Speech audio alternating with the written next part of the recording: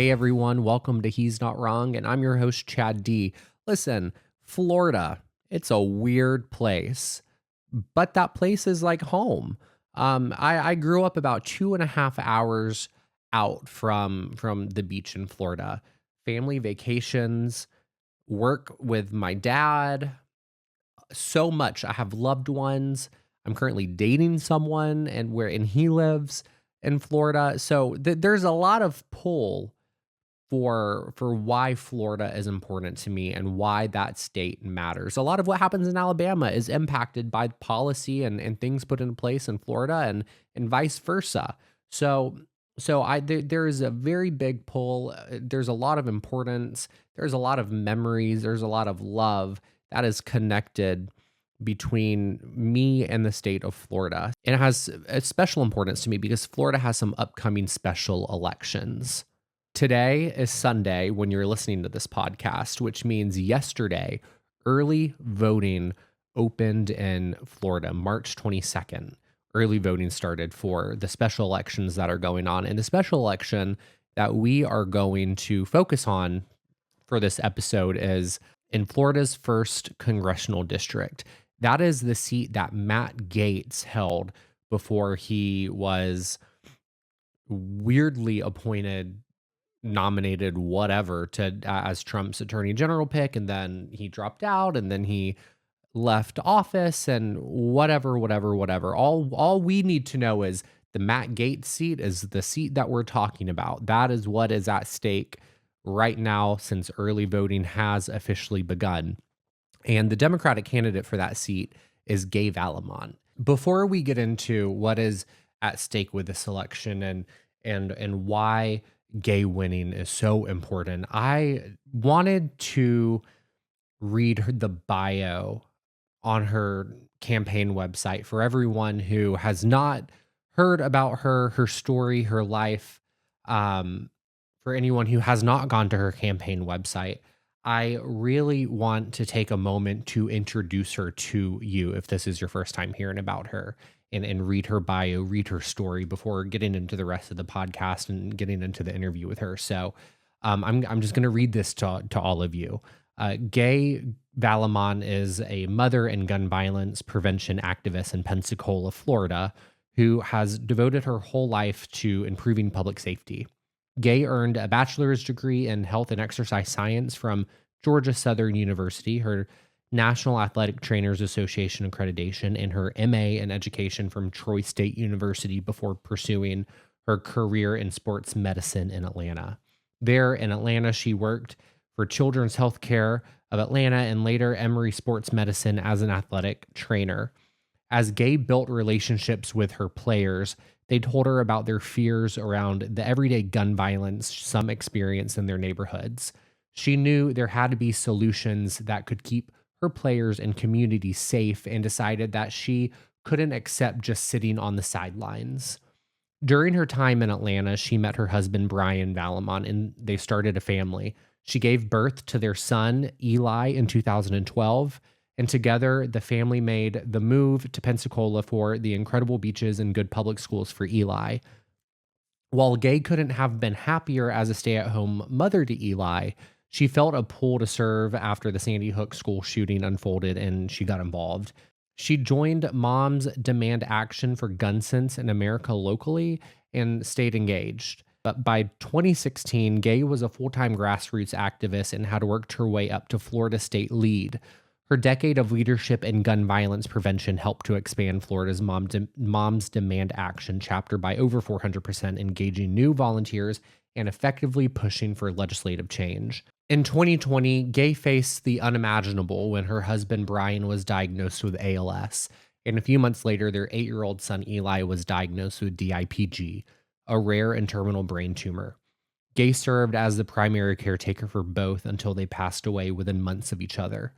She then turned to Pensacola, where her family was happiest, with more drive than ever and a knowledge that there's no time to waste. Now Gay is running for Congress to bring compassion, integrity, and genuine representation to a district she deeply loves. Grounded in community, care, and unity, Gay believes in a brighter future for Florida. So with all that being said, I really wanted to take a moment to read that to you because her story and her drive, her intentions, her energy, all of it is absolutely incredible, and it is what Florida needs. Gay Valimont has a very unique opportunity right now, and the stakes could not be higher for her and her campaign.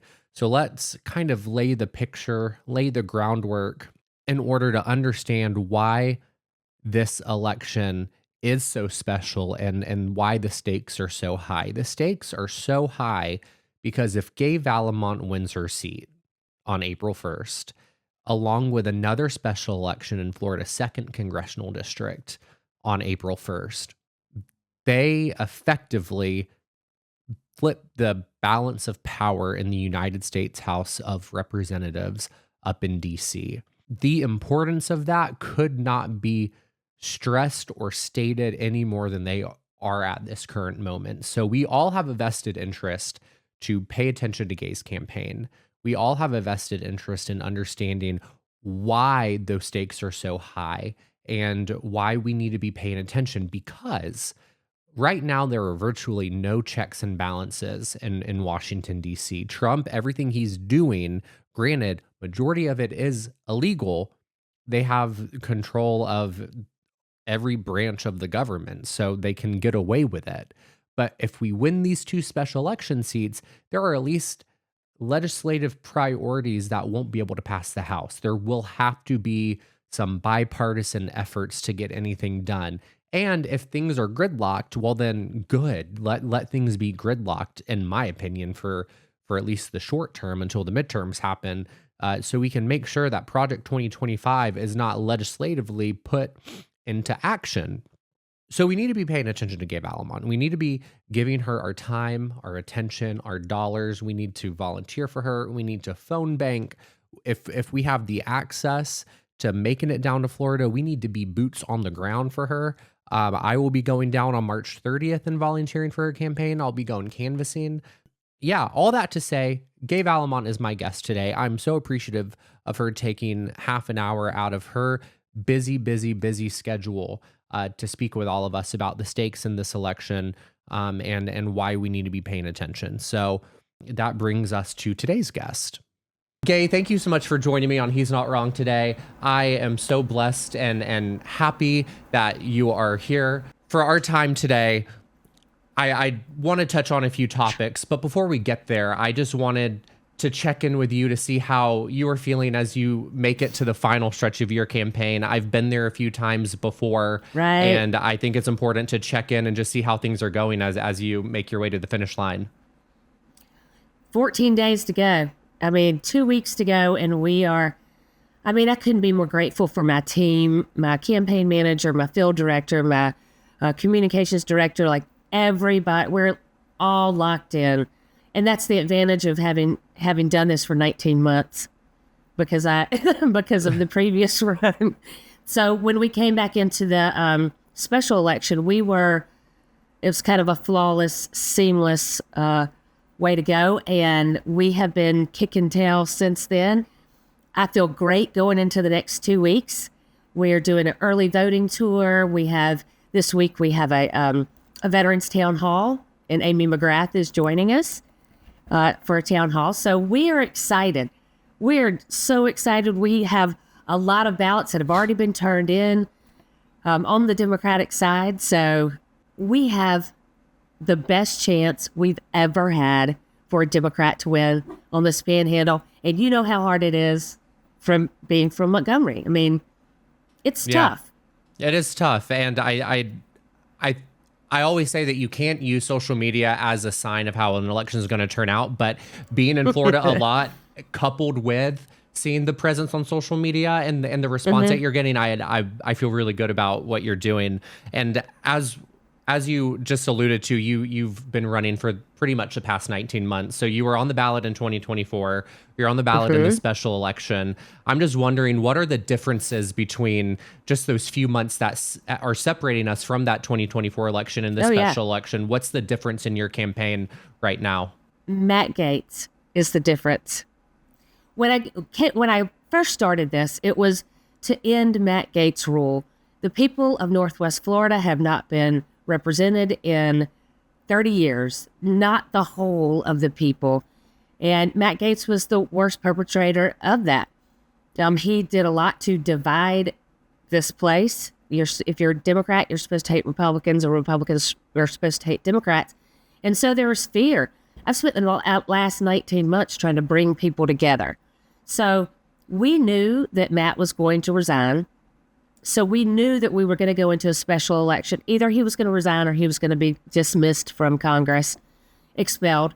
And so we were ready when, 8 days later, when I was in Puerto Rico licking my wounds, my phone started blowing up and Matt had resigned. So we went straight back in. This time our opponent is different. Matt Gaetz was kind of a boogeyman. Like, he was never here, but he was from here. He was famous for being on Fox News, and he was the hometown boy. There was no way I was ever going to beat him, but I was going to challenge him, and I did. Everything came out that people needed to know about him. This time around, it's specifically about the people and their needs right now. What's happening in our district is catastrophic. The cuts to federal workers. We have 20,000 federal workers who are on the chopping block, coming through our door every day going, I don't know if I'm going to have a job tomorrow. I had to tell Elon Musk what I did last week. And my opponent is the sole reason we have an insurance crisis in Florida. So, and he doesn't live here, I think, is probably the biggest thing. Yeah. He's not from here. He doesn't live here. And he's taken $2 million from the insurance companies when he was supposed to be regulating insurance companies in Florida. And I'm telling everybody, this man has no drive to represent the people here. He doesn't know the people here. If you don't know the people here, how are you going to represent us? Yeah. And I think that is resonating with people. It's also resonating with people that these DOJ cuts are not good for our district. It's specifically our veterans. Seeing the impact that it's having on the community where I'm from in Montgomery, it's shocking. And one thing that I talked about, you didn't hear this, you'll hear it in the episode, but in my opening for the podcast for this episode, I talked about how your campaign's given a chance to right the wrongs that Matt Gaetz unleashed on your district, on Florida, and this country. And so, like I said before, I'm really excited to see the work that your campaign's doing. I want to know what your final message is to the voters as they head to the polls. Oh, yeah. My final message is I want to represent the people of this district because I am from this district, live in this district, pay my taxes in this district. And every corner of this place reminds me of my family, and I will never, ever, ever leave it. So I'll be here regardless of the outcome of this election, but know that I'm the only one that's ever wanted to represent them. And I'm going to represent everybody and take care of our veterans. We have the largest veteran population in Florida and second in the nation. Our veterans have to have somebody stand up for them because Matt Gaetz never would. Jimmy Petronas is going to red light everything that DOJ wants to do. And so it's not good for our district. And I'm hoping that the people of our district, no matter their party, vote based on their needs, not their party. So go to the polls, everybody. I want to talk a little bit about what you just said about your opponent supporting everything that the DOJ department in the White House is going to implement, not really having any checks and balances on them. But I want to speak to a little bit about what you winning this special election means for the implementation of Project 2025, all the cuts that DOJ are making. What kind of check and balance does winning this seat mean for not only your district, but for the entire country? Yeah, it couldn't be bigger. No pressure. Right? No pressure. The balance of Congress depends on these 3 seats. So we have my seat in 1, then we have Josh Will in District 2 in Florida. So those 2 elections are on April the 1st. If we gain those 2 seats, we even out Congress. And what that means is any bad bill that comes through say for instance, ending the Department of Education, that has to go through Congress. If the vote comes up as even, then the bill fails.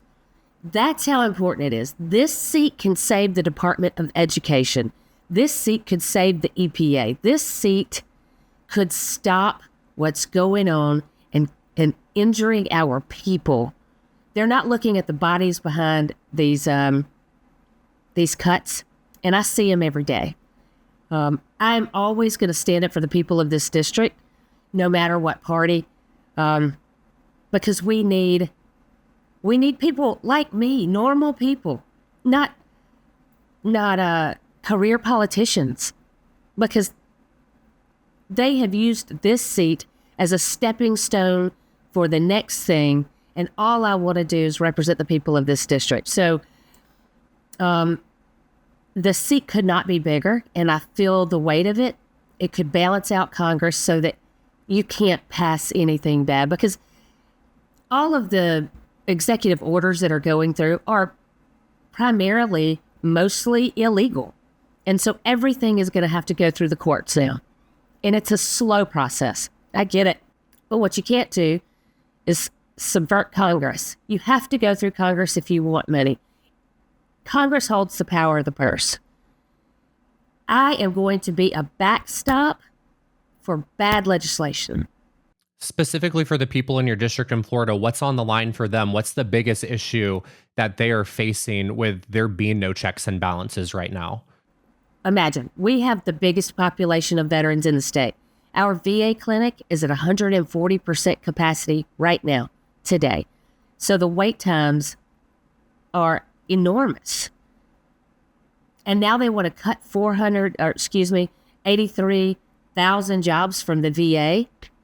It just is unimaginable. And what that's going to do is put a stress on our community as well, because they're going to have to farm out all of those doctors' visits to civilian doctors. We don't have enough civilian doctors here. So that's going to put additional wait times. It's going to affect our veterans, our community, the cuts to the federal government. We have 20,000 federal employees here. They are all worried, concerned if they're going to go to work and have a job. It's pretty serious. It's going to affect our community writ large. When those people that have federal jobs can't find that very same specific job here, they're going to take their family and move away somewhere where they can find that job. That money comes out of our community. Those people no longer shop at our small businesses. It's going to affect us all. And I don't think it will be long before that happens.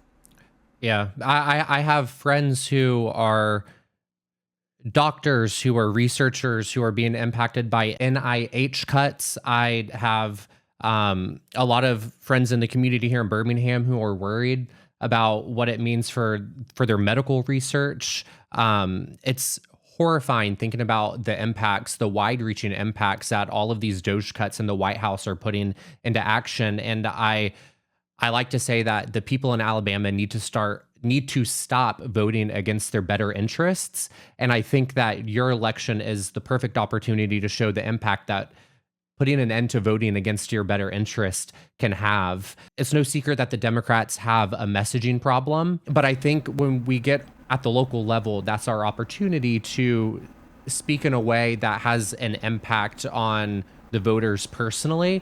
And so I wanted to ask you about that. With there being such a large messaging issue nationally, what messaging are you finding is working the best when you speak one-on-one with voters in Florida? Right. Well, the number one complaint, the number one thing that people talk about is cost of living. When I go out in the community, it doesn't matter the color of your skin, what church you go to, where you live. It's the cost of living, because it's all going up. And then we're also facing the tariffs that Trump has placed on Canada and Mexico that are going to affect our wallet, everybody's wallet. You know, you can't go to the grocery store to pick up a couple things without spending $100. That's not sustainable for most people. Mm-hmm. Those are problems that are going to hit people personally. And I'm talking to people about their problems. People want to be heard. I think a problem with the Democratic Party is that we just assume what people need. And we need to stop doing that. Our rural Democrats they don't want to be a part of us anymore because we've forgotten about them. And this district is kind of different in that we have coastal area, and then 30 miles north, it is rural. Yep. And our farmers are hurting, not getting their subsidies. And those people are talking to me.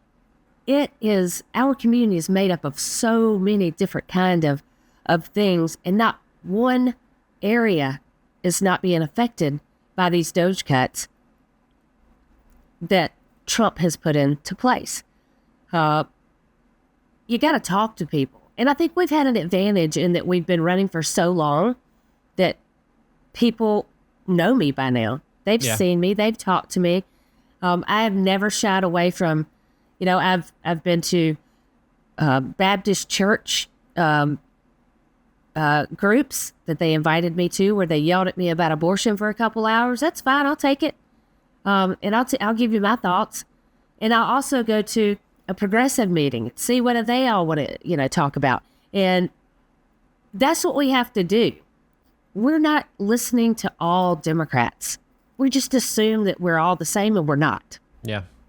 The next issue that I want to talk about with you is something that I find a lot of interest in, because I think it's the most blatant lie that was sold to voters that people are starting to realize was a lie, and that's Project 2025. And one thing that, talking to people and through this podcast and the comment section, and just everyday life, people don't realize that the policy through executive action coming out of the White House can be pointed to specific pages in Project 2025. And right. I want to know, in your campaign, on the streets, talking with the voters, are people starting to realize that? What are they saying? What is the vibe check, as they say, when it comes to Project 2025 and the voters in your district? Well, I think what we did in the last election was we talked about Project 2025 up until like 3 weeks before the election, and then nothing was said about it. And I don't understand why. That never made any sense to me, because people ask, particularly military vets, because it takes away, Project 2025 takes away their disability, their ability to work if they are on any sort of disability, to supplement their income. People are starting to notice. Yeah. We talk about, I think the Democrats point out that this came from Project 2025. This came from Project 2020. I don't think the Republicans yet understand that there's a handbook and it's happening. And if you want to see what's going to happen next, go read the next page. Yep. Because it's happening. That's such an important point to make, because it truly is that simple. If you want to know what's going to happen next, look at Project 2025. There are people close to me who I sat down with them and showed them executive action, and then the page that it was on in Project 2025. It took just a minute, and it was like a light bulb went on in their head. So I think the more we talk about it and the more we point it out, the more people are going to wake up and realize, oh wait, this is actually harmful for our community, locally, at the state level, federally. So I just want to thank you for fighting the good fight with teaching people that Project 2025 is harmful. Yeah, it's real. So as we round out our conversation, I always ask my guests on this podcast what they're not wrong about. So Gay, I want to know, what are you not wrong about? I am not wrong about voting rights. I am not wrong about the first thing I would love to do when I walk in the door is pass the John Lewis Voting Rights Act. Because, and I've said this from the beginning, if we don't have the ability to vote freely as Americans, we're not going to get represented appropriately. We need the right. Everyone needs the right, the availability, the ease of voting, because that's how we get represented. And we got to get people that don't want to vote, that don't want to be a part of politics, which I totally get. We got to get these people involved in voting. We had millions of people that were eligible to vote in the general election that didn't vote. But that's your say. Like, that is your say, man. Like, it is, that's how you get government you want, is by standing up, taking one day out of your life and going to the polls and voting for what's best for your wallet, for your family, for your life. That's how we get change. Don't ignore it. Step into it. If you don't like the way it is, change it. That's how government works. That's what I am not wrong about. I love that. Gay, thank you so much for your time. I really appreciate it. And we wish you the best of luck as you round out your campaign. Thank you so much. Fingers crossed, y'all. So I again want to thank Gay Valimont for taking time out of her busy campaign to spend it with us at He's Not Wrong. It is so important that we pay attention to what's going on, as we've said, and that we understand what is at stake. We understand the damage that is being done. We understand just how dangerous Project 2025 is. And most importantly, we understand what it means to have Gay Valimont elected to the United States House of Representatives. If you live in Florida's 1st Congressional District, please go vote. If you know anyone who lives in Florida's 1st Congressional District, tell them to go vote. Share this podcast with them. Share all the information that you possibly can, because it's so important that we help Gay out as she rounds out this election between now and April 1st. So many people are so jaded and so off-put by politics right now, but we can't allow that tactic from the far right to be a reason why we stand idly by and allow them to get away with everything that they're getting away with.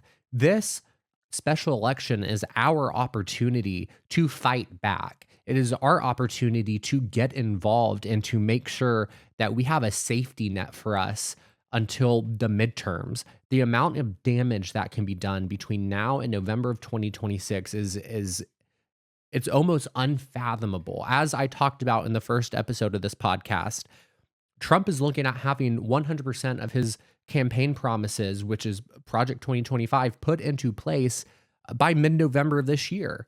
And so electing Gay Valimont is literally putting a hard break, a hard stop on the progress of the implementation of their agenda. So we need to pay attention and to not allow our jadedness and how tired we are to keep us from being involved, staying informed, and fighting back. So I hope that you learned a bit about Gay Valimont today, about what's at stake. And I hope the takeaway here is all of you going to volunteer for her campaign or donate a couple of dollars to help them as they march towards the finish line.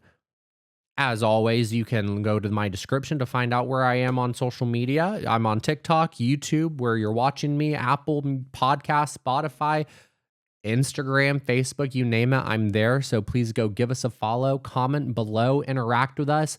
I would so greatly appreciate if you could leave us a 5-star review and leave a comment, or whatever it is that you want to do on Apple Podcasts and Spotify.